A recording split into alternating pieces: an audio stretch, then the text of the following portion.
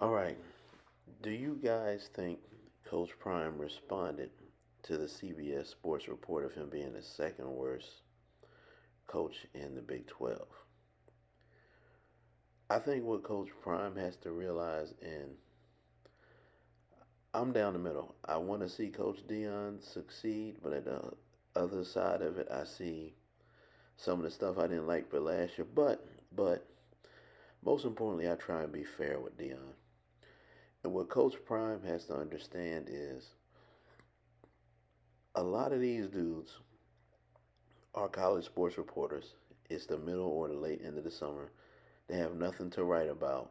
They got to come up with some type of storyline. They got to come up with some type of article every day. So they got to put some shit out there to stay busy.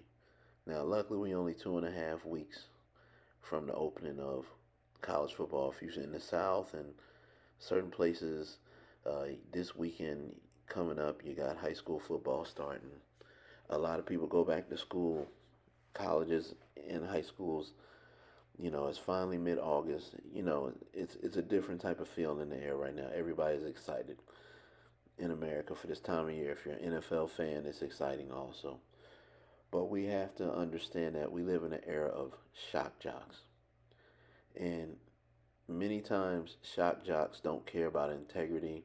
They don't care about um, what's right, what's wrong. All they care about is how can I get a story out there today to piss somebody off, to get people arguing back and forth on social media. And it works because people are arguing back and forth on social media about shit. But what Deion Sanders has to understand is he has a cult following. He has a lot of people that love him. He has a lot of people that hate him. So what he should do is, with all the subscribers he has on all his different social medias, he should make a list. Worst college football websites or worst college football media outlets. That's how you combat that. Me, I treat every coach the same, whether it's Saban, whether it's Prime, uh, whether it's Lane Kiffin, whatever. Give the man 4 full years to turn a program around that was 1-11 when he got there.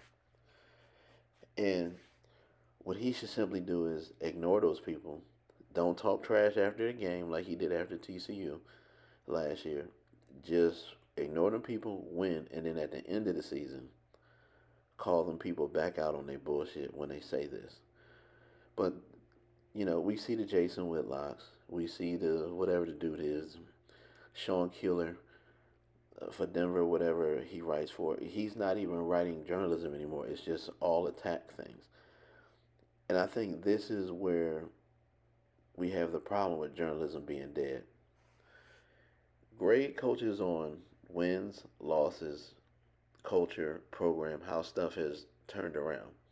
With every coach, you're going to get something.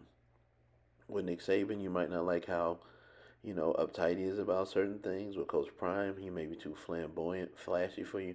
With this coach, he may do too much of this. With Harbaugh, he does too much of that. There's different personalities from different people. But your job as a journalist is to be fair and down the middle and say, is he improving? Has he done a better job overall? It's that simple. There were some times last year where I'm like, how the hell did y'all lose that Stanford game? And that's on Coach Prime.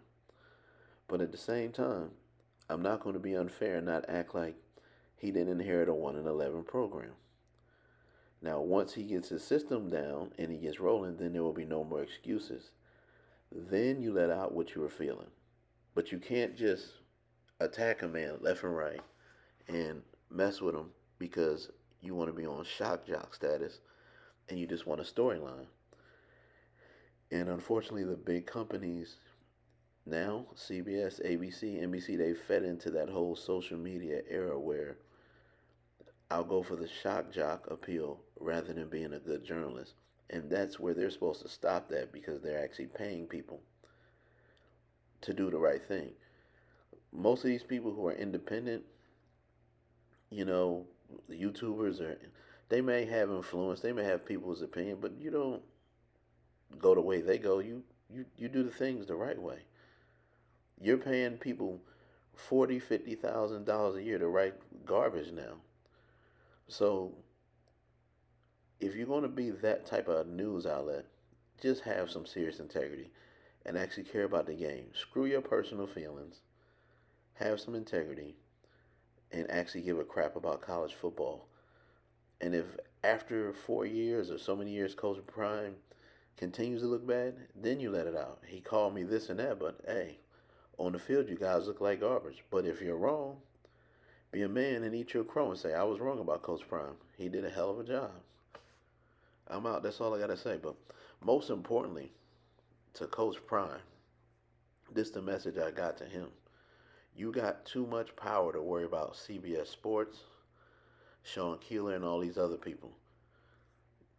The majority of people who watch college football don't even look at the news the same way they did because they know that a lot of integrity is not there anymore. It's shock jock stuff. So keep it moving. Get your team in a better position than last year. Peace.